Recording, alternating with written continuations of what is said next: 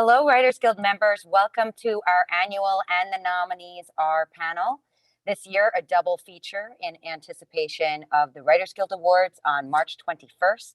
I'm Dana Weissman, Director of Programs at the Writers Guild of America East. This afternoon, we heard from 5 comedy variety writers representing shows that made us laugh and informed us in the year 2020. Quite the task. Tonight, we have 9 long-form nominees. That is the writers who brought us limited series and small screen films.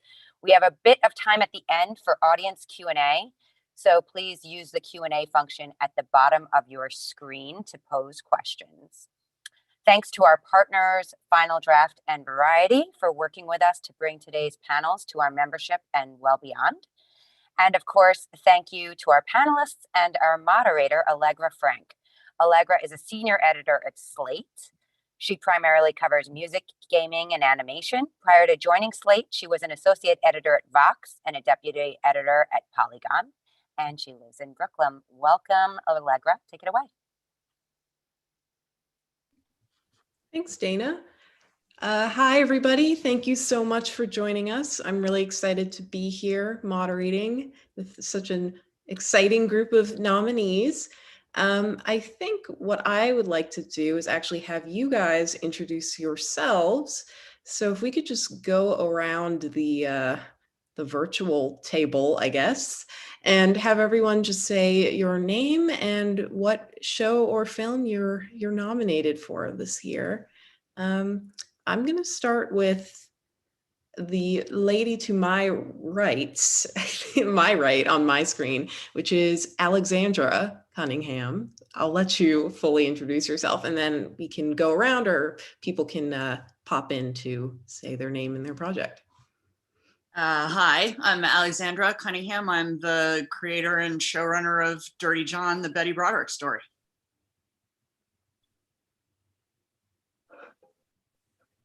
I don't know if anybody knows that they're next to me. Yeah. That's why I was glad you said my name, because I was like, I don't know how I know who goes. I know everyone's screen is organized differently. Well, the person next to you is Ian. Hi, I'm Ian Brennan. I'm co-creator of Hollywood, which is a limited series on Netflix. Really excited to be here. This is quite an illustrious group. I feel very honored. Awesome. And then we have Davi right under me. Oh, okay. Hi. Well, I'm Davi Waller, and I'm the creator and showrunner of Mrs. America on FX on Hulu. And I'm also just so happy to be in the company of all of you, of all y'all. I don't know. I'm from Canada. I don't know where that came from. This is going to just be a Brady Bunch now situation. So Mark is in the middle on my screen. Mark. Oh, you need to unmute yourself, I believe. He's gesticulating so dramatically, and I love it, but you have to unmute. Oh no. Anyone read Moderator. Oh. Maybe it's a bit. If it's a bit, it's a good yet stressful bit. We'll come back. Oh, he was unmuted for a second. You're muted. Still muted. We'll come back to you, Mark. We'll get you some IT support. I'm going to go to the person next to Mark as he figures out his mic. Here we go. There he is. Oh, there he is. Here you go. I'm on now. Thank Yeah. you. Hi, for God's sake. I'm Mark Richard, showrunner, co-creator of Good Lord Bird. Thank you. And good night. What was this about? I want to hear that story. The theatrics were so amazing in your little box that we'll never get to know what was going on.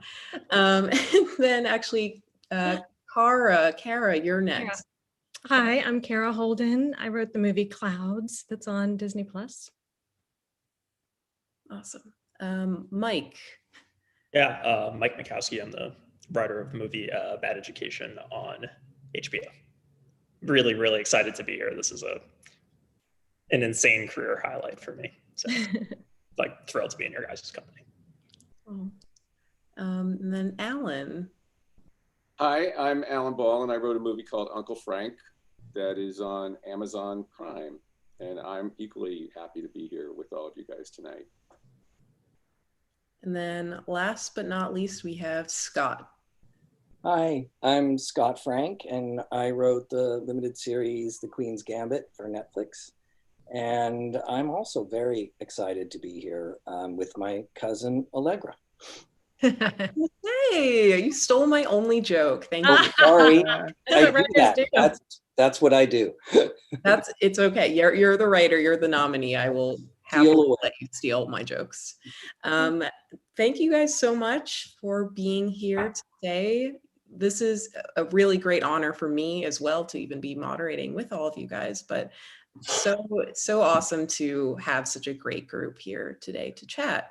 So I wanted to start just kind of with a big question, maybe a big and perhaps difficult one, but I'm really intrigued by what attracted you guys to each of these stories, because each project that you took on, they all have such distinct stories, whether or not it's an adaptation or a completely original work.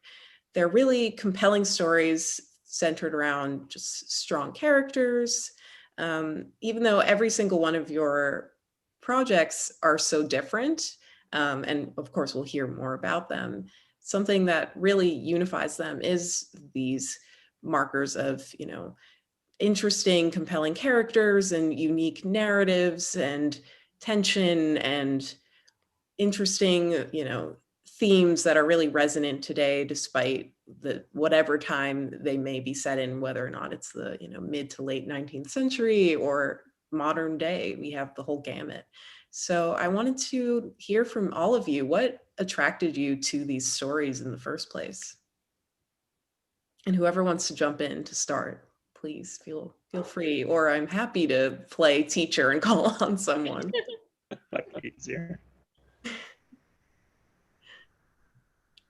My screen shows Mike, so Mike should go. Okay, great. Sure. Wow. No. So in my case, Bad Education is a true story about a rather large public school embezzlement scandal. No spoiler alert. The entire school administration was in on, and I was very fortunate, maybe not so fortunate, in that I was a student at the school at the time of the scandal in 2004. So it was a school district on Long Island, and ostensibly the single craziest, biggest thing that ever happened in my hometown. And I had always wanted to try my hands at writing a true story adaptation, and just thought it would be a crazy idea to go back to my school and do a bunch of research and talk to a bunch of old teachers and just see if I could weave an interesting narrative out of this crazy, crazy story. And it was just, so I guess that's what appealed to it for me, just the idea to be able to go back to my hometown and tell a sort of grounded story about my upbringing and kind of crazy culture. Yeah, that's me. Great movie. It really is. It's so much fun, and veers right and left and zigs and zags, and it's really well done. Was that your first adaptation? It was it was. I'd done a couple of smaller, just original spec indies, but this was my first. Wow. I loved adapting. I think I almost exclusively just want to stick to adapting things after this, because like the research component is really, really fun. And I'm sure a lot of you guys can speak to that as well.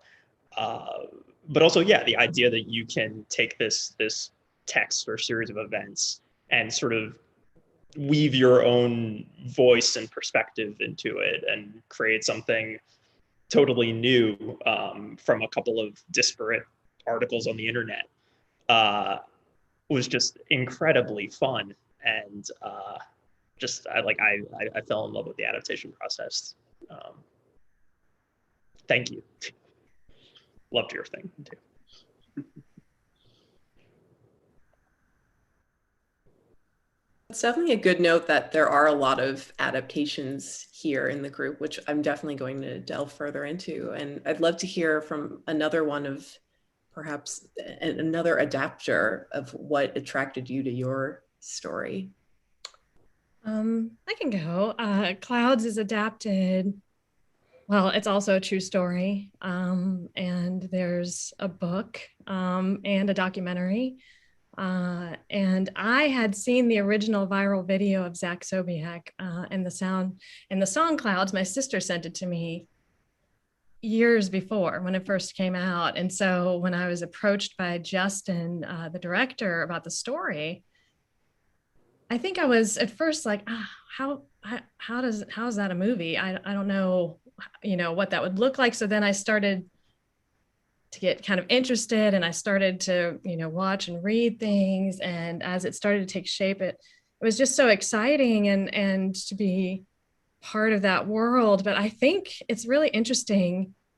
Part of why I took it is because it scared me so much. I didn't want to mess up his story because, he's an amazing, that family is an amazing family in real life. And this was his life. And I wanted to do it justice. And so I thought it was kind of a challenge. It was a topic that was really interesting to me as a person who has a lot of anxiety and, the thoughts of death and how you make the most of your life.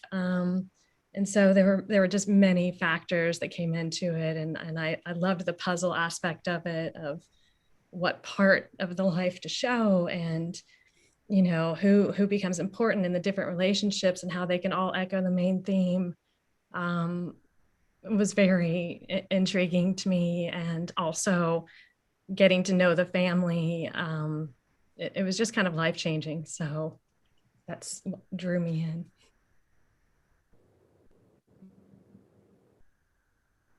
Well, Allegra, just, if you're wanting to talk about people about doing adaptation, we did James McBride's Good Lord Bird. And I'm from the South, obviously. My family was Creole. We weren't really in the Black world. We weren't really in the white world. And I think that I loved the story because it was like a Huck Finn tale told on its head. And it resonated with me because it struck, I have several areas of interest, gender, race, and religion. And I think his beautiful, beautiful, beautiful book spoke to those things through the eyes of this, prepubescent boy.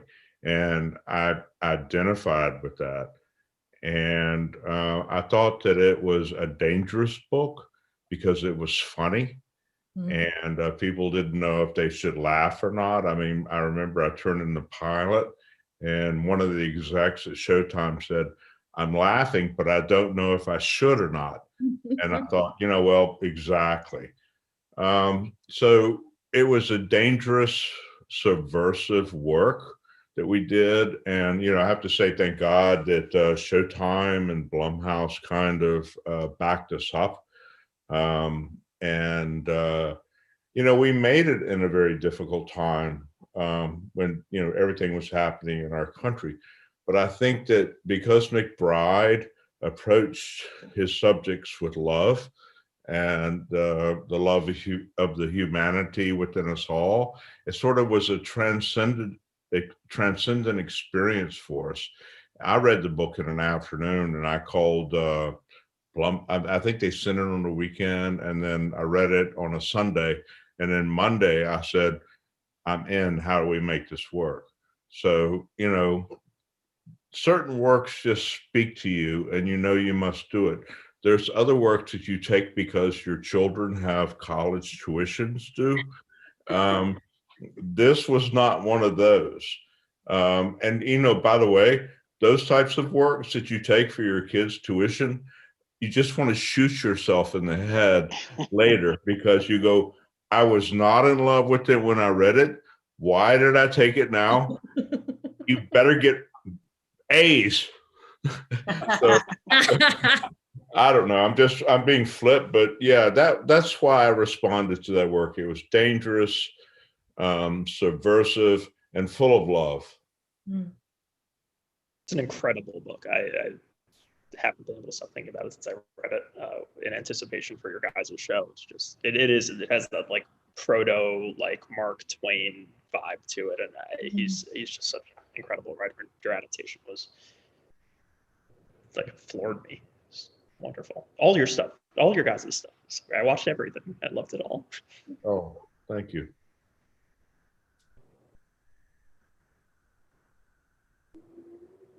Well, speaking for Hollywood, I guess, which was as an original work, but actually there was a lot of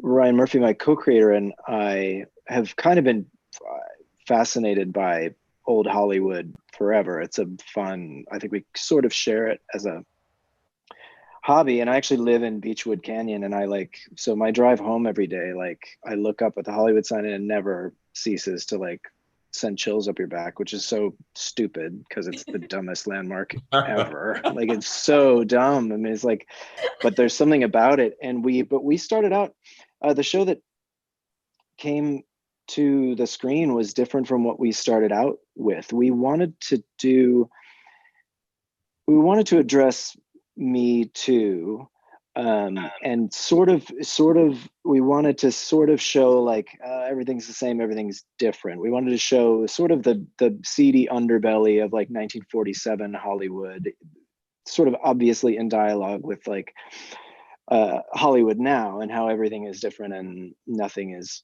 different.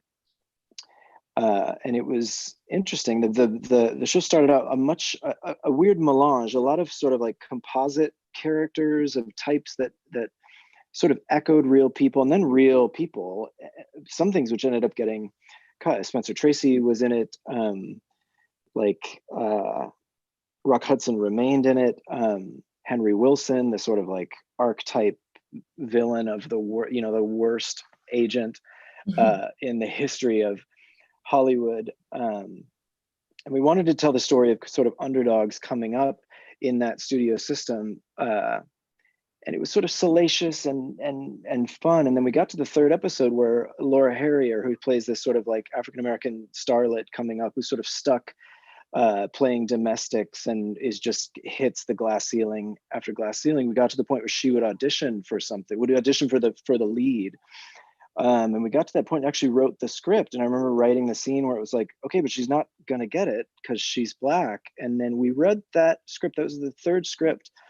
And Ryan just sort of put the script down and he was sort of like, what if she does get it?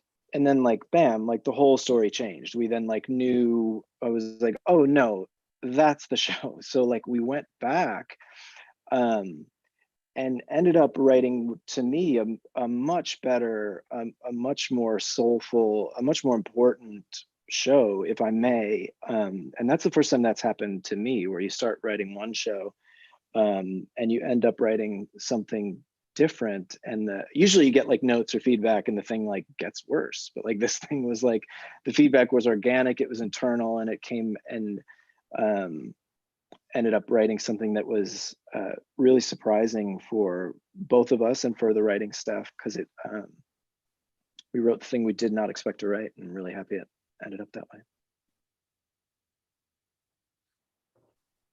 I'll go. The Queen's Gambit was a novel I'd read many years ago and tried to make, and yet as a feature film, but like most projects in my career, it was yet another in a long line of answers to questions no one was asking. So no one really wanted to make the book.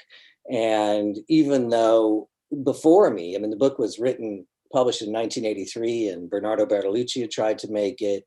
All sorts of filmmakers along the way had been in and out of it for many years. And I think I read it in the late 90s, gave it a try. And then Heath Ledger was going to make it at one point. And in a rather stunning demonstration of irony, died from an overdose before he could shoot the film. And then I tried again right after. And it wasn't until I made another limited series that I realized that this was the way to do the book. And I went back to Netflix, who I consider my De Medici family. And they said, yes, we'd like to do this. I was kind of shocked, actually. And, but the reason I tell the history of it is everybody was obsessed with the book for a couple of reasons. One, it's ostensibly about chess, but it's not. It's about, the cost of genius. And the book reads like a thriller. So filmmakers, I think, have been kind of obsessed with it even more than writers along the way, because there's a challenge inherent in the book and in the story. And I really wanted to do, I had tried my first script. I'd written about a young boy who was a gifted kid, and I got it wrong. I was very young when I wrote that script. I think I was 24 or something, and the movie was made, and I liked the movie, but I didn't nail the whole idea of the cost of genius. And when I read Walter Tevis's book, I thought, oh, this is so much better. This is the way to tell this story. This is really, really interesting. And I couldn't stop thinking about it. And I reread the book periodically over the years just to read it, just because it was such a pleasure to read. So it just felt like reading it, even though it was written by another author, it felt like mine. I just felt some sort of weird ownership. And I don't always feel that way, but I couldn't let go of it. And it wasn't, sometimes we adapt things because we just think it's a great story, or, it's our favorite book or what have you. But this touched something that I couldn't let go of, and I wanted to get right. And so I kind of completed that. And so that was really, I think, what hooked me on the book and kept me hooked on the book for, 15 years. I'll go, I guess. Dirty John, Betty Broderick. Betty Broderick is a real person. She murdered her ex-husband and his new wife I was in high school, 1989. I was in high school. I thought I was gonna be a doctor. That clearly worked out well. And she made international news, in 1989 for doing this. It was a big story. It was a big tabloidy story. Here's this crazy, angry, fat woman who was just so consumed with jealousy, and they made 2 TV movies starring Meredith Baxter in the 90s. One was called Betty Broderick, A Woman Scorned, and the sequel was called Betty Broderick, Her Final Fury, which even, again, as a person who didn't want to be a writer at the time, I was like, that seems reductionist. I don't know. It seems like there might be more to the story, especially because Her Final Fury took place all in a courtroom. Which was very interesting. It was like, is she going to jump the table? Like, what's the final fury? Because no one at that point, really knew what had happened at the trial. Maybe she did that.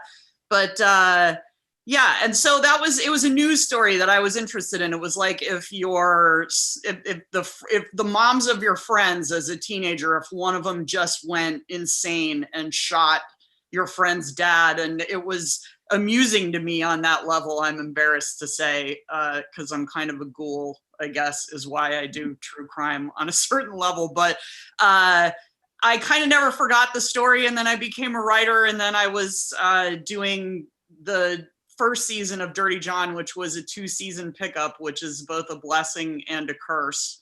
And the theme of first season was kind of love gone wrong plus coercive control. So it was sort of like, well, so then what's another story that you could do, an all new story second season? And I realized that in the intervening years between being in high school and reading about Betty Broderick, this crazy blonde soccer mom with a Suburban with a license plate that said load 'em up, just finding that funny, that in the intervening years, I got older and I got married and I have a family and I drive an SUV, and I had become her, except for the murder so far.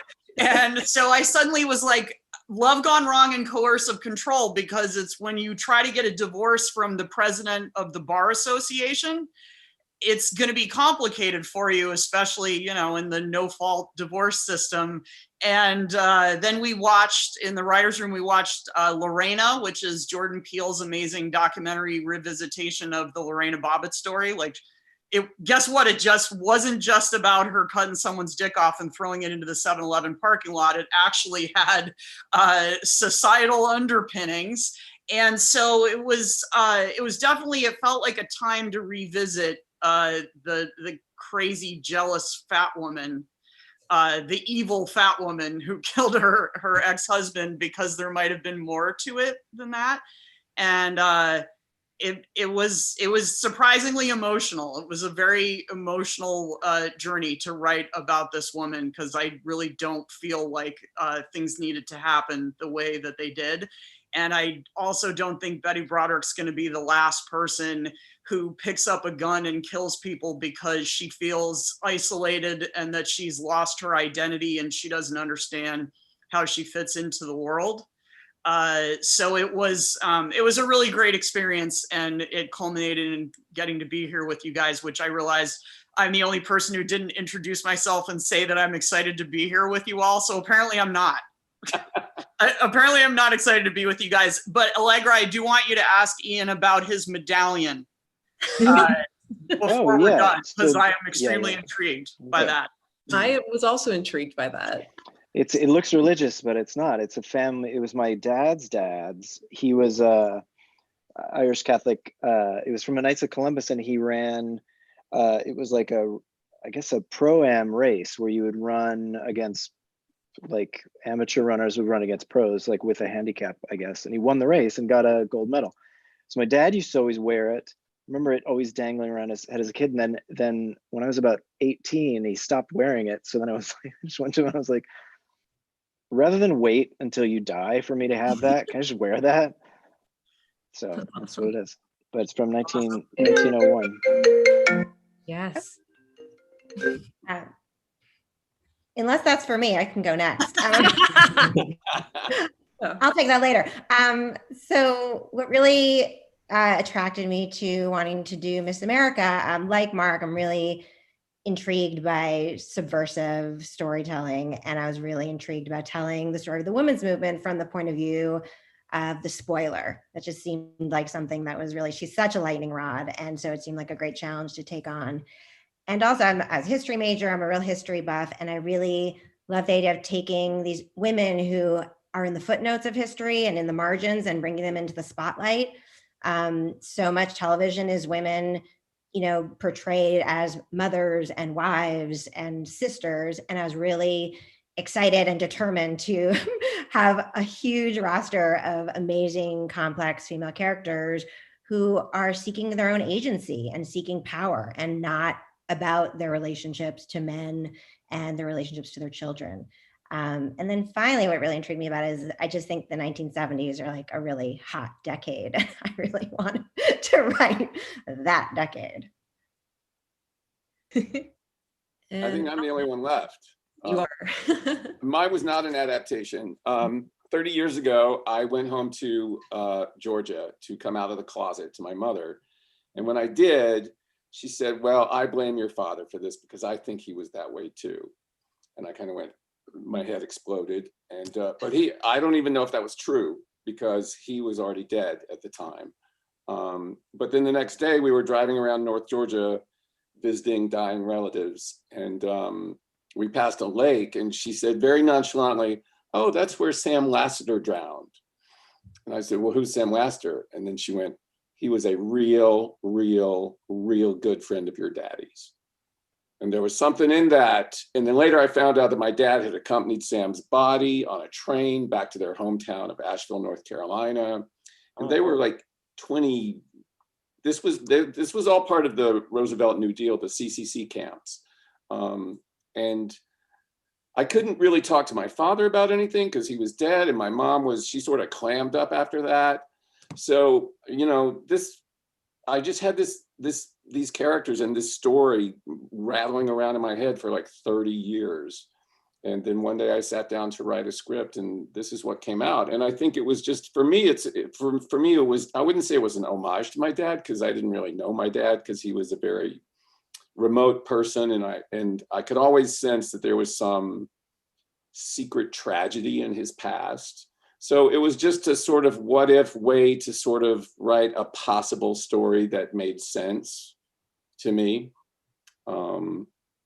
And also a big theme for me too is people living with trauma, people living with having had harrowing, traumatic events early in their life, and how it's never too late to start to make peace with that.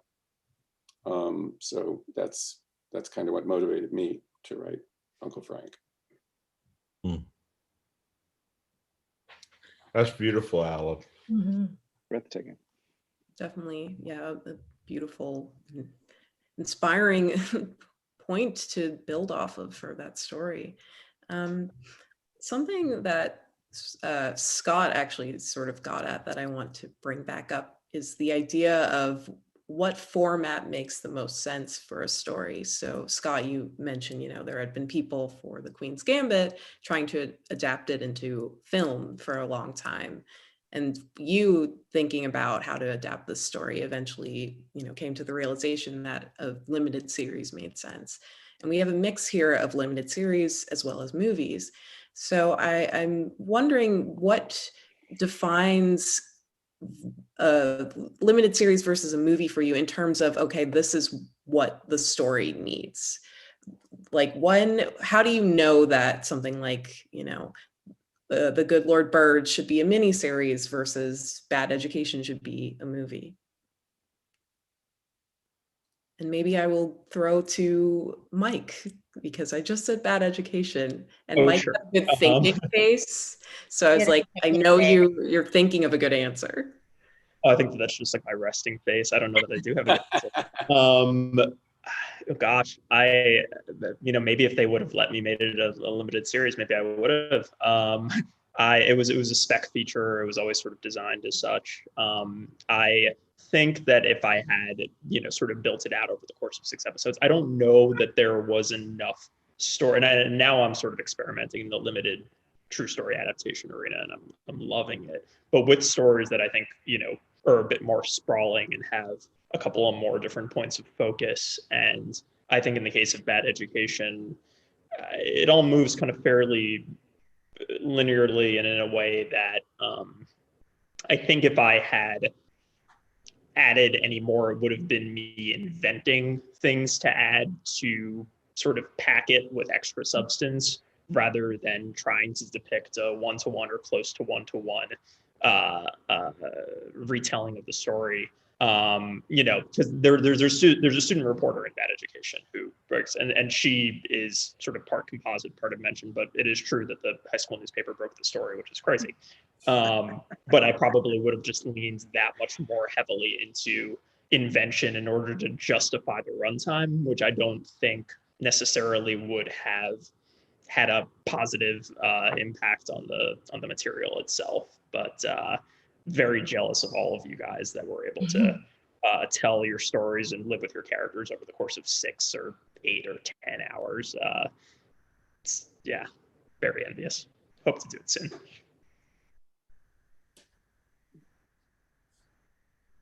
What about you, Alan? What made Uncle Frank better suited for a movie as opposed to a TV series, limited or otherwise, especially as someone who's worked in both of those media? It just organically came out as a movie. It was a spec script as well, and it just always was a movie. I don't know that. I have to agree with Mike. I don't know if I feel like I probably would have had to manufacture something to make it longer. So it's just I don't know. Just, when I sat down to write it, it came out as a movie. It's a pretty lame answer, but I think you just sort of sense, you look at the story you have and you just get a sense of, are there multiple perspectives? Do I want the time to feel compressed in 2 hours? Do I want to extend it? Do I want to have like 8 one-hour movies that each follows a different character? And you just sort of, the story leads you to like, is this a limited, is this a recurring series? Or is this a movie? And you let the story dictate, the story that you want to tell dictate the length, I find. Yeah. Yeah, what she said. Ah, I mean, I think that I did one original limited series and one adaptation, and the original was written as a script, and that I couldn't get made. Again, answering a question no one is asking. And I wrote 6 scripts, and I just wrote it like a long movie. I just kind of I took the film script and expanded the middle of it rather. It still had the same story, but I could explore the characters more. I could tell a deeper story. I could go deeper with the characters. I could add characters that I had cut that I missed, and so on and so forth. And it became 7 episodes when I finished, because I just didn't know what I was doing, and it was trial and error, and I kind of rebalanced in post and so on. But it was much better as a miniseries than it ever would have been as a film, because it was a complete story and I got to lean in to characters, which is really, for me, why you watch anything. So then with The Queen's Gambit, I swore I would get it right this time. And it was 6 episodes.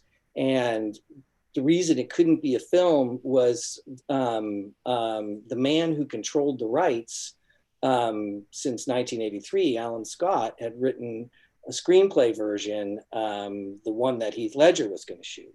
And it was quite good, but it was really a sports movie.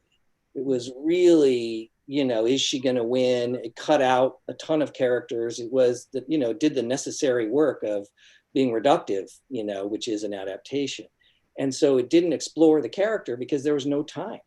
And you couldn't, it was just going to be a different sort of story. So I really wanted to explore her, this character who's her own protagonist and antagonist, and you needed time to really do that. And you couldn't do it. And I understood that makes it such a much more interesting story. But it became 7 episodes. I wrote 6 scripts and I screwed up again and ended up turning it into 7 episodes when we were done. So clearly, I have no sense of timing or rhythm or anything when I'm writing. But it was, I think, I look back at movies that were botched. I mean, look at Bonfire of the Vanities. That would have been a great miniseries, Recently, the Donna Tartt movie. Pardon me? I just read that whole book about I think Julie Solomon, yes, Devil's. Yeah, and that would have been a terrific limited series, or the Donna Tartt movie. I was thinking that the entire time I was reading it. Like the issue with this is that you didn't have more time to build out that narrative, because it seems like, oh, it's this unfilmable movie, and it's like, because it's not supposed to be a movie, but in 1993 they didn't know that there was any other option. And with the weird thing that happens, you start reducing it because you have to reduce it, and then you start reinventing it in a way that has nothing to do with what you started with.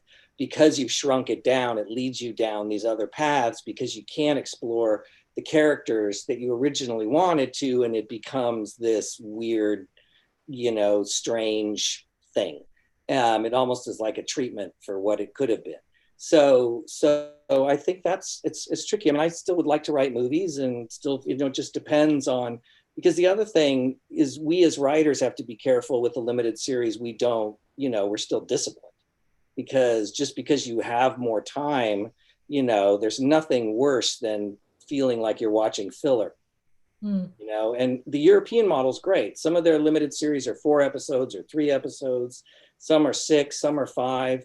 And because the economics now, there were fewer miniseries only because the economics, unless there were events, because you couldn't amortize the cost of getting that production up and all of that over several seasons.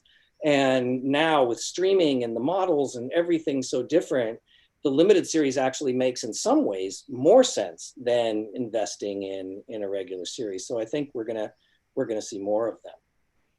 That's right. Hollywood was the first limited series that I've done, having primarily worked in network television, largely with the show Glee. And what was great about this, and why it was such a fantastic experience to write it, was because it could end. Like network stuff, like you're almost, I mean, it's great when a show keeps going, but like it can almost feel like punishment. You sort of get to the end of a marathon and like, great, like 2 more seasons. You mean that's like 50 more we have to do. You're like, oh my God, it's like birthday cake, birthday cake, birthday cake, birthday cake. and you never, you know, like half the time you're either like, you're writing past the point at which the story probably should have ended, or your show gets canceled before you could end it. Whereas this, it's like, I've always been jealous of screenwriters for that sense that you're like, oh, you get to tell like a story that like ends. And this, yeah, instead of like, you know, in a way that like you're building a widget that creates more episodes with network stuff, that you're actually sort of never solving a problem. And I've always been really jealous of that. I always felt that for network, it was almost like writing a comic strip, that it just kept going and going and going, and that like that you know, screenplay is more like a novella. But then with a limited series, you just get a little bit more time, and you feel like you're kind of like writing a novel. And I feel like that's it's almost like what the, that sounds a bit haughty, but I do think structure wise, that's kind of what it's akin to. And that's very, I think it's very satisfying to write. I think it's also very satisfying to watch. You just get to dive deep into a story, but you don't have to do it for 6 years. Well, also, it seems like now that viewers have so many choices, and we obviously shouldn't be writing anything based on who we think's going to watch it. We just need to write it because we need to write it. But at the same time, it does seem like people are making choices to a certain extent on whether they're going to get to hear the end of the story or not. And in a limited series, they know they're going to. They know they're going to get a complete, satisfying tale told to them, as opposed to maybe they're not going to sign on to the broadcast network show now because they don't know, like you say, where it's going to end, if it's going to end satisfyingly, or, you know, that this bite size thing that is now a limited series is, it seems attractive. And anthologies, you know, for the same reason, that it's like, I'm going to get a season, and then it's self-contained, and then I get to start again, and people seem to be liking that and responding to it, besides that it's just great to be able to write them.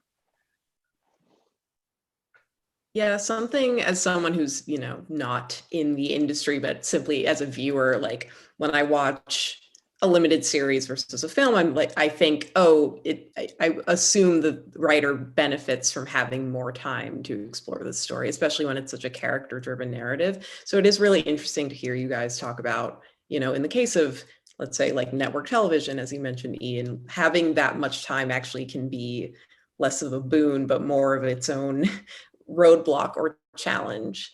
Yeah, you find yourself eating your own tail a little bit, like you're just, yeah. And it's, you know, that's like literal Hollywood problem. But like, yeah, it was more trying than I think I would have anticipated. Yeah, so it definitely is interesting to hear the unique challenges that a limited series poses versus, you know, something that's a movie far more, you know, compact, or something much more sprawling. Another thing, unique challenges that arise in the production of these stories in particular, is that all of your stories take place in very particular, you know, settings in terms of time. You know, we have The Good Lord Bird, which takes place far before I would think any of us were alive, on this chat. Not me. I don't ever want to assume. I was 13. I saw it all. Allegra, and it's verbatim. Okay, it did sort of strike me a bit as a documentary in some ways. But yeah, so we have things that go far back into the past that for many viewers is beyond their conception, or something like, you know, Mrs. America, where it's very likely that there are viewers or people who were on staff who might have some memory of that, but also many, many more people who were not really cognizant of what was going on. Like maybe they were, you know, a baby, like, or too young to know that story. So what did you guys do in order to tell those stories authentically to the time and place that they that they are set in, as well as making them still resonate with a modern audience who may not have that touchstone of familiarity with the historical piece even if that's the story itself or the time period.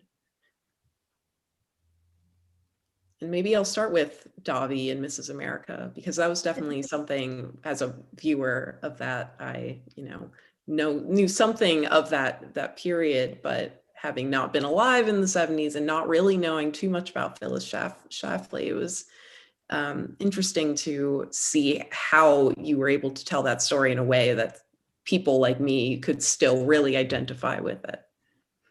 One of the things that I always say when you're doing historical drama is that it's really about specificity, and the way to immerse a viewer in a time and really get them there is to really get into the specifics and not just the obvious signpost of the 70s, like disco and bell bottoms, but really what were the specifics and what was it like to live through that.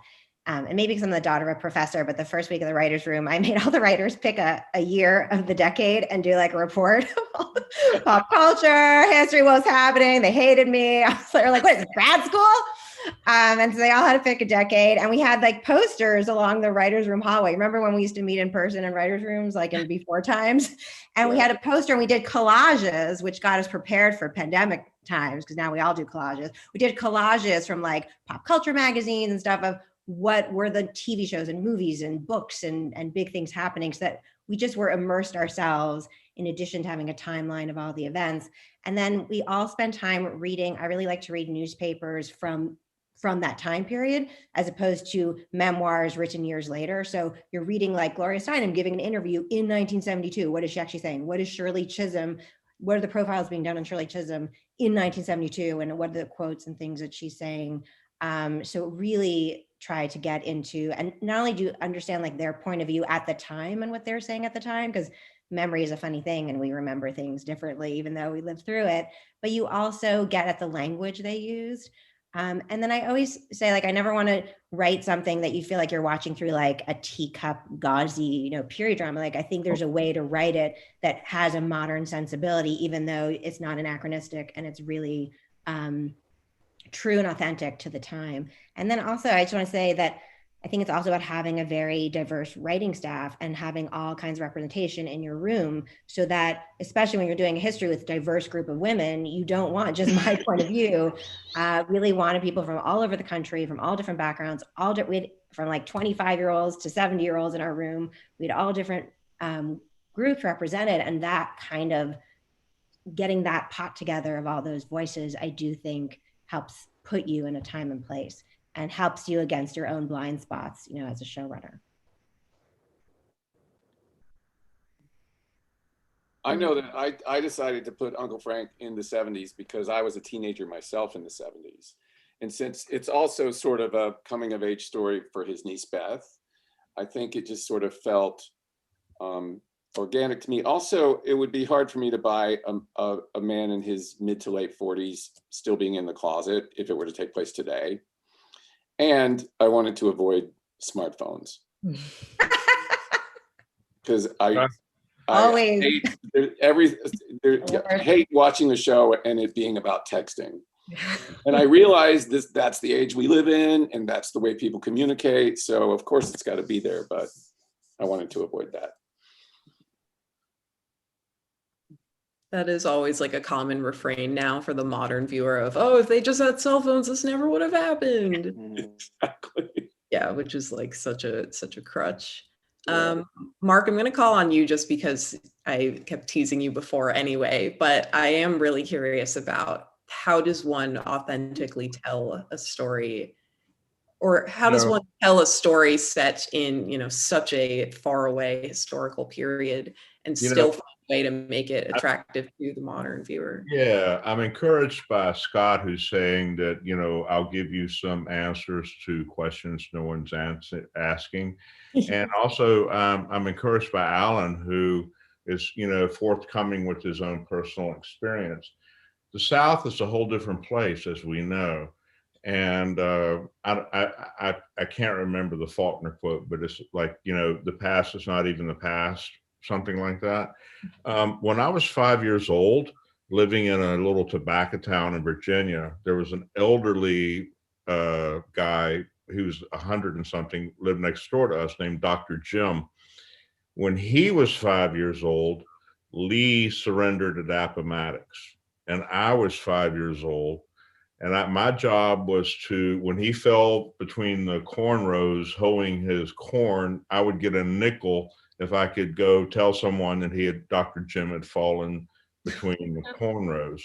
So, I mean, we come from this thing where it's a continuum and you're never out of it. You're never out of it. And I think that James McBride had the same experience. His mother grew up in a little town 30 miles from me. We kind of had the same relationship. I mean, his mother was white, his father was black, my family was mixed. We grew up in that South, you know, where people, when I was a little boy, people were still burning crosses in people's yards. It's not just black people, but Catholics. My mother was Catholic. It never is that far away from us. And James understood it in a way, and he had to look at it in a way that was honest and truthful. And I appreciated that about the book. Quick story. I grew up in Southampton County, Virginia, which was the site of the Nat Turner insurrection. And what happened at that time was 1858. Nat Turner led the slave revolt, and I think they killed like 58 white people. But at the end of it all, they caught Nat, they hung him, they cut his head off, and they boiled him into fat. Then they took his skin and made trinkets out of it. And that some of the people, this is 9 miles from where I grew up. When I was in 5th grade, I was on crutches because I had been in Crippled Children's Hospital, which was mostly black kids and poor Appalachian kids. And the kid brought a board to school, and it had a piece of leather tacked on it with, furniture tacks, and it was show and tell. And it was like, what is it? It was a piece of Nat Turner's skin. And I just remember, I think it was 5th or 6th grade. To this day, I have never gotten my head around that. I can't imagine it. And so I tried to write a book about it later, reassembling that, because I knew there were people that I knew who had pieces of Nat Turner. There was his skull here, there was his Bible here, there was his sword here, the rope that they hung him with was here. There was no way to tell this story, but in 5th grade, I knew I had to keep telling the story. I knew that part of me, and I've written a book about it, but it informed the way that I look at the world now and in Hollywood. And I'm so grateful for James McBride to bring a book like Good Lord Bird into the world that does not put people in their corners. It's hard to explain, but he comes at it with a love of humanity. I'm sorry, I'm getting choked up. The Good Lord Bird book, and I hope you all read it, it was so important to me to figure out a way to tell a story like he's telling it, having known all the things that I've seen in my life as a young person, as a child, as an adult in the South. So I'm answering a question you're not asking, but when you say setting it in a time and place, it's all about, can we find the humanity in each other? Can we get over it? And I think what James did so well with his humor, he transcends putting people in their corners because of the comedy, because of the bleakness and the roles that we all play in each other's lives, good, bad, white, black, whatever. So I'm sorry, I'm rambling now, but I'm just saying that history does not, the things that we think are important, which we write about as writers, transcend history. That's all I can say. That was Sorry. no, that was Well put. beautiful. And don't worry about going off topic or anything. Yeah, I know. I tend to ramble, but I'll, after we hang up today, I'll go, you know what you should have said? You know what you should have said? You know what you should have said? The classic. Yeah, we all, as writers, writing is rewriting. So it's like you can't do that in speech, and that is why I hate talking. But no, that was beautiful. I just want to quickly interrupt to introduce Shannon Houston, who is here joining us a bit late. Hello. Hi, Shannon. She's here from Little Fires Everywhere. She is on the crew behind Little Fires Everywhere. Thank you for joining us, Shannon. Thank you for having me this late in the game, but hello, excited to be here. Yeah, thank you.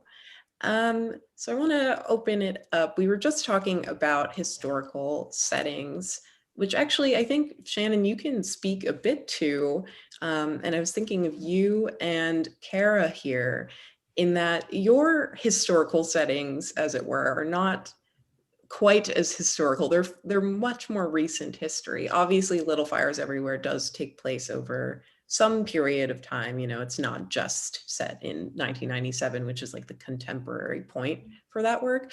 But how do you address presenting a more recent period of time to the modern viewer without it seeming sort of, like the haughty period drama, or over embellished to suggest, oh, this was the past, even if it was a recent past that you do remember?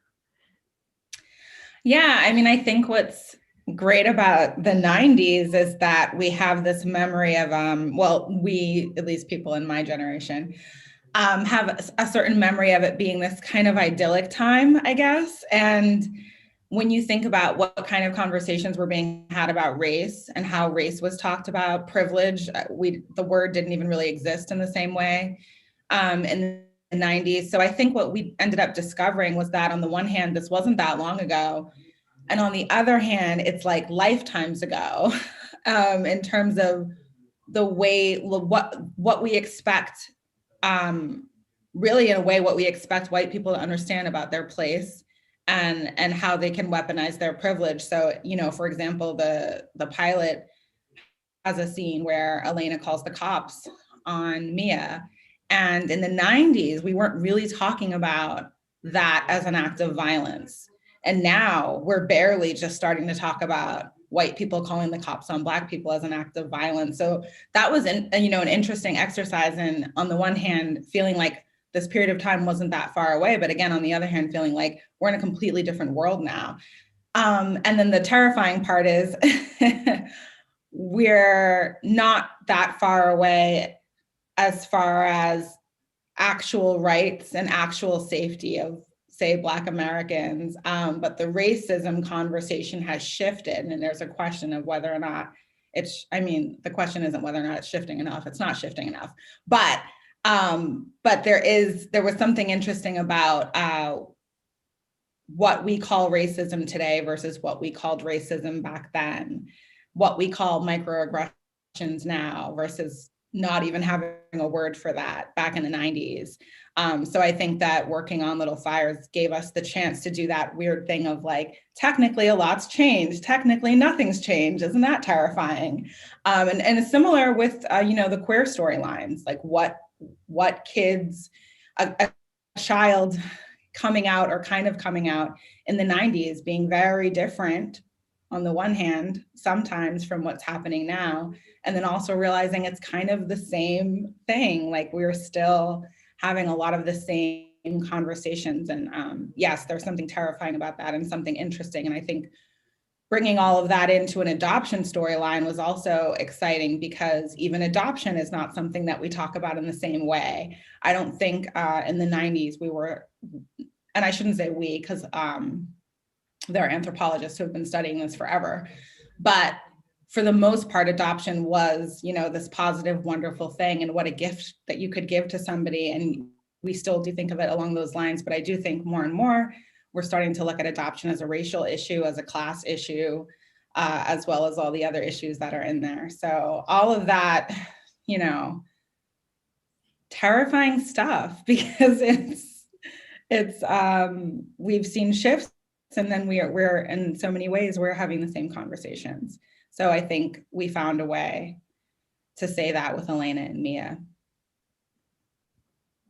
That actually made me think about something else that really resonated with me across many of your projects, is just how intersectionality is addressed. Like you just mentioned, you know, there's race, gender, sexuality, there's so many heady and important themes that are addressed from such different angles across many of your works. And I'm curious how that was discussed in the writer's room or with yourself, your teams, how to best address these heavier intersectional topics in a way that feels appropriate, it feels honest, sincere. Who did you go to for guidance on how to best approach these subjects? I'm thinking both Little Fires, but also The Queen's Gambit, I think, is actually a really interesting example of that too, in how it deals with gender, race, with addiction, a bunch of very difficult subjects that do have very modern resonance and are something we discuss a lot today. So how did you approach those topics, and how did you discuss them when working on these projects? Maybe I'll go first to you, Scott. That's a really good question. And since it was, you know, I like to be the dumbest guy in the room, because it always helps me, you know, do better work. And, you know, I had a great producer. I had two great producers in, you know, Alan and Bill Horberg. And so I could sort of find balance with them, but all that stuff for me becomes a trap. If I'm just trying to tell a story, since I didn't see this as a political story, I didn't see this certainly in the way that Mrs. America was about the same issues. I really felt this was about her own demons and the drug addiction and the, you know, her being dismissed as a female chess player. All of that was context.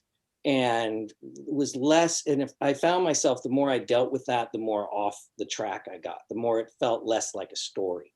And so I tasked myself and those that were, you know, reading everything and protecting me from myself with, we need to tell this story. And anything that doesn't tell this story will derail us. And so we really have to focus on, you know, her fear of becoming essentially her mother who lost her mind. And that to me was the sort of ticking clock, if you will.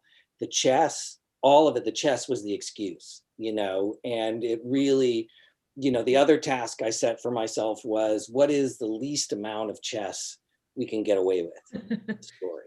And when I was, you know, shooting it too as well, I tasked for myself, you know, what is the least amount of chess we can show while we're shooting? And so it all became, to your point, all those issues. If the chess tournaments, the men who dismiss her and so on, all of that, I don't deal with it. I just sort of, the fun is watching her destroy them.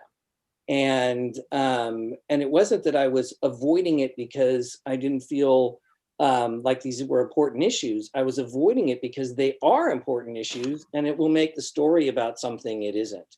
And then I've got to have 8 more episodes to talk about gender, to talk about, you know, addiction, to talk about all of those other things. And it was very hard for me to let go of that, because I could have done a lot more in terms of her addiction. I could have explored a lot of her relationships in to better, you know, outline exactly what you're talking about.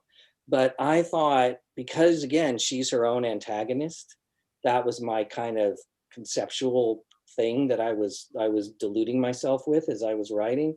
That became anything had to fall away otherwise. And so, and there was a lot more in the that I'd shot, particularly about gender issues. And I ended up, again, it became off the point. It became like, what story are we telling now? Even when she first goes to the basement in the beginning, she goes down and there's this old man sitting at a table alone. And here's this young, 8-year-old, 9-year-old girl going downstairs. I'm certain that everyone is thinking, well, here comes this scene. And I avoided anything like that. I studiously used that as sort of the key of the song to just tell the story. And the last thing I'll say is, you could argue that we have a responsibility to deal with all that stuff. And I would say I wasn't sure that I was up to all of that stuff. What I knew I could do was the story I wanted to tell. Everything else, I was, as much as I feel all of that is important, really important, I didn't feel like I knew how to do it and do this other thing that had kept me so in love with the project. I hope that answers your question. Yeah, sure. I think it's an interesting perspective. And you mentioned Mrs. America, and that is what I am putting this sort of in my mind in opposition to, in a way, because Mrs. America, in contrast, is so centered around, in a way, these issues of intersectional feminism, gender politics, the role of the woman in the household, sexuality, just, all of those themes are so central. So I wonder, no, sorry. But I also think what makes that story, and those stories, plural really, so strong is that, even though those are such dominant and important themes to the series, it's not the dominant drive. It is also very much about characters, in the same way that Queen's Gambit, as you're saying, Scott, it is about this character. There are these other aspects that we can get into around her story, but the character is the story. So Davi, I'm curious your thoughts on, what Scott was sort of discussing about not trying to get, derailed in a way by the politics, especially in a story that is political. Right. Well, I don't know if it's because the story was political and it's also a true story. So there's responsibility to what actually happened. Or as a woman, I can't ignore gender issues in my life. So I don't try to ignore it in my work, or I don't have that luxury. So I always knew that I was going to tackle it. But we had a really interesting moment in the writer's room that I think really speaks to your question. We're in the middle of breaking the episode where we feature Shirley Chisholm and her run for president. And I started by the first day of the writer's room by saying I want everyone to feel really comfortable having uncomfortable conversations, because we'll never really tell the story right if we aren't willing to do that. And one of the writers said she felt something was getting left out of the story. And as a showrunner, you've got a limited amount of time in the writer's room, you're under a deadline, and it's really easy to say, this is the story we're telling. That's great. I'm sorry you're uncomfortable, but we're on a deadline and I don't want to get derailed at all. But I felt that the story of intersectional feminism, both in terms of Black rights and also gay rights in the 70s and their exclusion from the women's movement, needed to be told. So I stopped breaking that episode. The whole room came to a halt for about 2 or 3 days. And I said, let's pull out, let's talk about intersectional feminism, and let's talk about what's getting left out of the story and have a really uncomfortable conversation about it and work through it together. And I'm really happy I did. And really sort of what came out of that was, I think, a much deeper story. But those are the moments as a writer where it's so easy to say, let's just tell the story I plan to tell, and maybe there'll be some holes, but that's okay. And I think that's why I really was happy to have a writer's room and a lot of different voices in the room, so we were able to do that. But I think that was my approach, really wanting to make sure that we did tackle these issues, but always, like you said, it always had to come from character. And so we looked at who are the characters who are getting left out, and how can we weave them back into the story? And it's hard to do because history doesn't always smile on great character development and great arcs. You know, you sometimes have to like really bend them to your will. Yeah, I think that is a fruitful place to perhaps transition to audience questions, because I'm curious if the audience has more to respond to those points in particular, or anything else we have discussed, or anything else we have not yet. So I think I'm going to segue over to some audience questions. I'm just seeing what we have so far. Are we allowed to ask questions? You guys? Yeah, we're an audience in a way. Yeah, please go ahead while I sift through. Kara, go ahead. I was just wondering with the Queen's Gambit, did you ever get the note? I get kind of, I wrote something about a genius, a genius and female character, and I wondered if you got the note about her being likable enough at all, because I just loved. You seem to not worry about that, and I relished it, because so often it seems like we have to like make sure. And I get, we started her young, and you see the trauma she went through, so you immediately like her. But like in it, did you ever encounter that, and or was that people just loved that she was that way? I think when people ask me about likability in a character, it's the same thing about when people ask you, well, how many pages is your script? It's, who cares? Right. It is what it is, and likability is the wrong question. Is the character interesting or compelling? Do you want to keep watching them? How likable is Jake LaMotta? So I think that they were fine, because nobody ever questioned that, is the answer, because it was about somebody who was isolating herself from everyone else, who was both isolated by other people and her own self. She kept herself away until the very end of the story from people, and had no family, trusted no one to be her family, and was addicted to not just drugs, but this game, because she could control it. And so she was weird, and she was strange, and she would say things in odd ways, and she would look at people like she was an insect sometimes, and there's anything going on, and she was intimidating. And I think that's what made her wonderful. She was wonderful. Was she likable? I don't know, but I loved her. Mm-hmm. I did too. I think many of us did. She ended up being lovable. I think the question I want to ask is from Christina in the audience. When writing about a historical figure, how do you know how to write some scenes that are not historically recorded to help portray what happened behind cameras for that historical figure? So this really goes out to our adaptations, but we don't have to think of historical as like, someone who necessarily exists. I think that, if there's a composite character, if it just anything in general of, if you're writing about a historical person from whatever, I don't know what I'm trying to say. When writing about a historical figure, how do you know how to write scenes that are not actually written down to help portray? Well, Zach, it's strange to think of him as a historical figure being from 2013, but I think that with character development and, once you immerse yourself, especially with an adaptation, in who this character was, and then you try to stay true to the spirit of, who they were. And so if you're making something up, hopefully it has a point and a reason to it, but also hopefully it's just coming from the heart of what this character was that we know.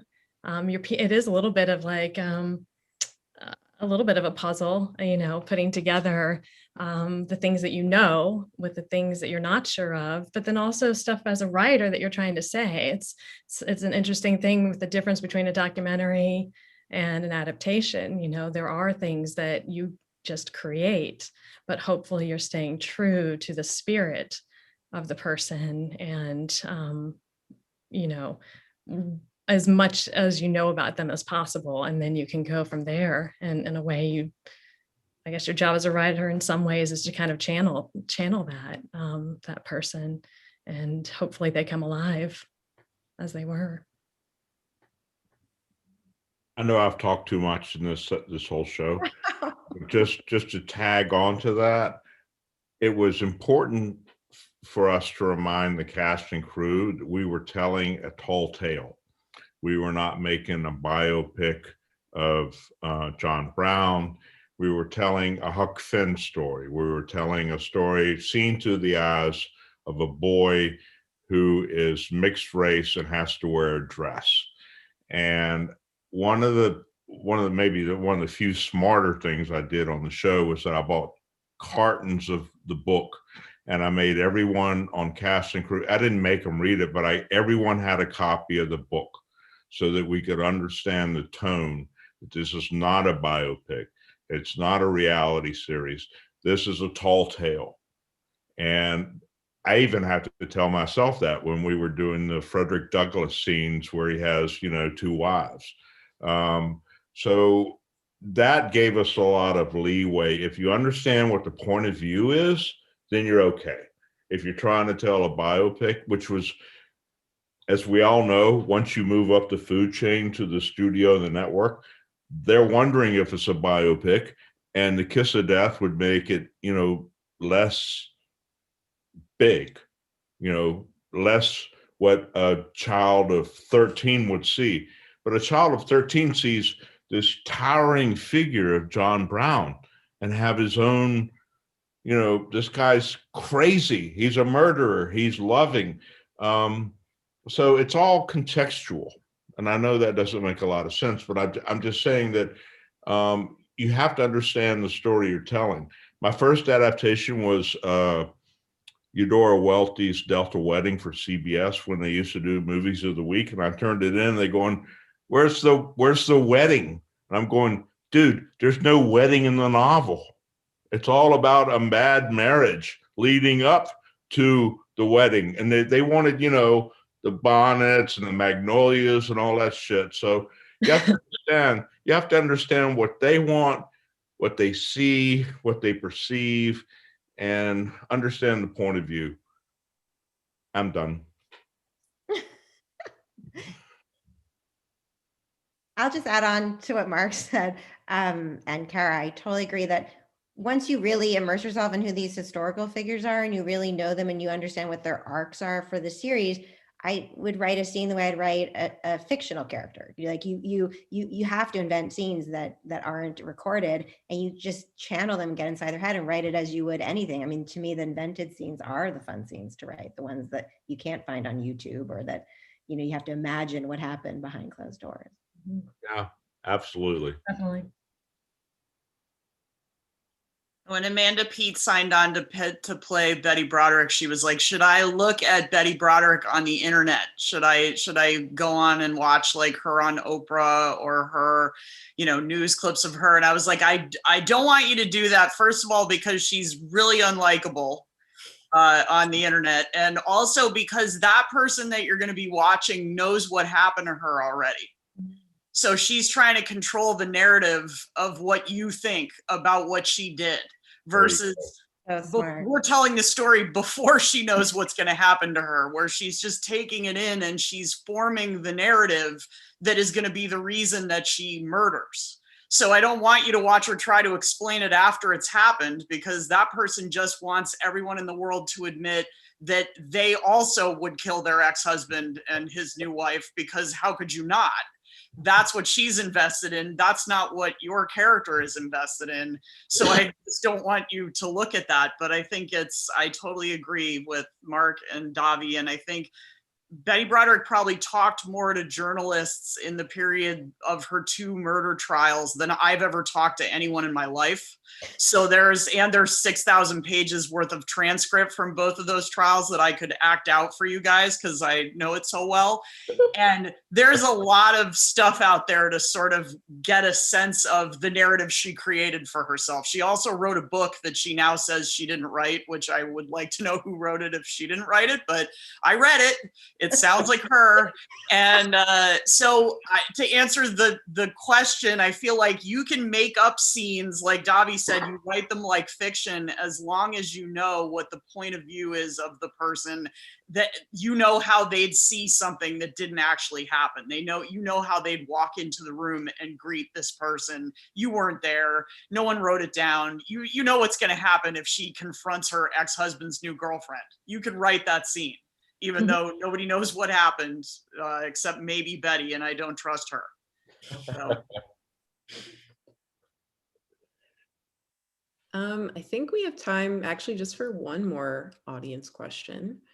And this one comes from Rita.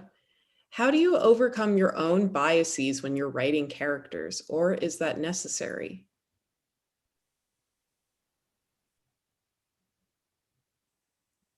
I'm thinking about how a few of you have already mentioned, characters being unlikable, right? In sort of a superficial sense. Yeah. Talk about that a little bit, considering I knew my subject because he was the superintendent of our, the high school, the school district. And right. Like throughout my childhood, when I was 13 years old, this guy got arrested for stealing $12 million from the community and from the students that he was supposed to ostensibly have served. And I remember parents going to the trial and heckling him and like all this. He was painted very quickly as like the boogeyman of all of our childhoods, right? I was just like, when you thought villain, you think this guy. And even when I first started to kind of have the idea of maybe adapting this thing, I was like, well, he's going to be like the worst motherfucker imaginable.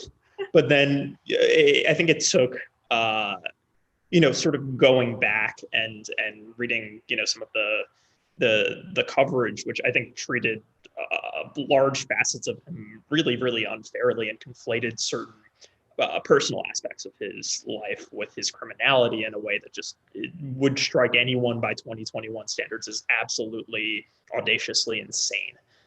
And finding a sort of window for empathy with your characters and realizing that there are no heroes and villains in real life. And like I think Scott has alluded to and that others have alluded to, it's like, who cares if they're likable or unlikable as long as they're, complicated and, passionate and like you will find that access point with them. And there's so much about specifically this guy, Frank Tassone, the superintendent of my school, like that was so endearing. I mean, in so many ways, his influence was so formative in terms of my own education that I received. I mean, he hired all of the teachers personally that were the first adults to ever encourage me to pursue creative writing. I mean, how can I not like this guy? How can I think that he's like this monster? He really did care about the kids. This is a guy that worked, 8 days a week for the students, but also, and I don't think anyone goes into public school education because they intend to steal $12 million. I think that he could have probably chosen a different career path. I don't think he was this career criminal. It's like, and then to sort of try to diagnose how, the road to hell is paved with good intentions, and always sort of, I think, presuming or giving your characters, your subjects, the benefit of the doubt early whenever possible, and sort of operating backward from there, like, at least was really, really helpful for me. You did it so well. Yeah. Loved him. And yet I was like, why? No. I felt the same way, exactly. Maybe it was partially because it was Hugh Jackman, but it was like a real sort of casting trick where we just needed to cast somebody who you would never ever presume would be capable of doing anything bad. We got lucky, and he was very willing to weaponize that charm and years of goodwill on our behalf. I had a really different experience with our show. I came in really not liking Elena and being like, how am I going to write a flashback episode that is empathetic to her, the rich white woman who is the enemy to me, and empathetic to Mia. And again, like I came into Little Fires, side note, started that room like a few months after the Lovecraft Country room ended. So I really had a fire under me regarding the history of racism in this country. And it was interesting because I had to sit back and ask myself, taking race and class outside of it, like, what is it about this woman that makes you so angry? And I felt like the connection I found was, she thinks she's good, but she's not. She thinks that she is aware and political enough, but she's not. And then I had to ask myself, are you aware enough? Are you political enough? Do you do everything that you can? Or do you talk shit in writers' rooms and get paid a bunch of money to do that? And then do no activism outside of that? And that was kind of how I found my connection to her. And also how I was like, you need to do more things outside of writing. Because it's not enough. And so it was that realization that the thing that bothers me the most about her is inaction. And that's actually something that bothers me about myself. And then the other route in was through motherhood, which is obviously, you know, a big part of the show. But as we were thinking about her relationship to her daughters, and as much as we wanted to judge her for the kind of mother she was, and I think you judge all the moms on the show, but with Elena, I connected to the idea of never quite feeling like it's enough. And then the child in your household who seems to challenge you the most being to you the most difficult child. And what we did with the flashback was we were like, basically, what if you're imagining it? What if your child was actually never any more difficult than any of the other children? And I'm glad my kids aren't watching this, but my third child, I had decided was like my most difficult child, the one child who wouldn't breastfeed right away. Like, and it's interesting, you build this narrative around that. Oh my God, that was the one who gave me the most trouble. But then when I really looked back on it, everybody else around me was like, this baby is wonderful. And I was like, no, this baby is trying to kill me.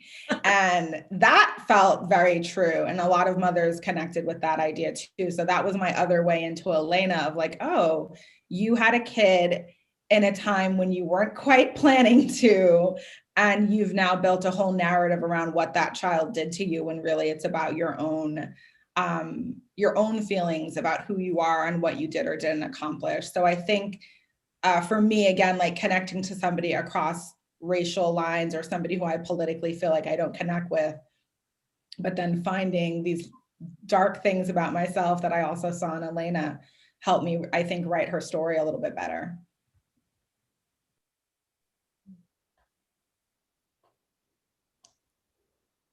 That's great.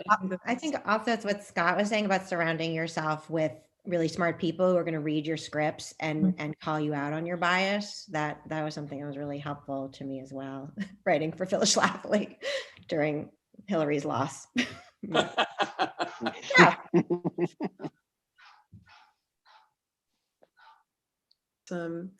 Thank you guys so much. I feel like this is a great note to end on as we all kind of think about, you know, characters we've had that same sort of relationship with, who challenge us to reconsider what we are doing in our own lives and why we are, if we are projecting upon them or if we are prejudging them. I think everyone has said such fascinating things that I'll definitely be taking away with me to really consider further. I thought this was such a great panel. Thank you all for joining us, including you guys in the chat with your great questions. Thank you so much for tuning in, and congratulations to everyone nominated here. And thank you, everyone. Have an awesome night. Thanks, guys. Thank you to everybody. It was nice to talk to all of you. Thank you to the Writers Guild and Variety. Don't let me forget. Thank you guys for organizing this. And yeah, have a good night, and congratulations again. And we'll find out who wins at the Writers Awards. That's awesome.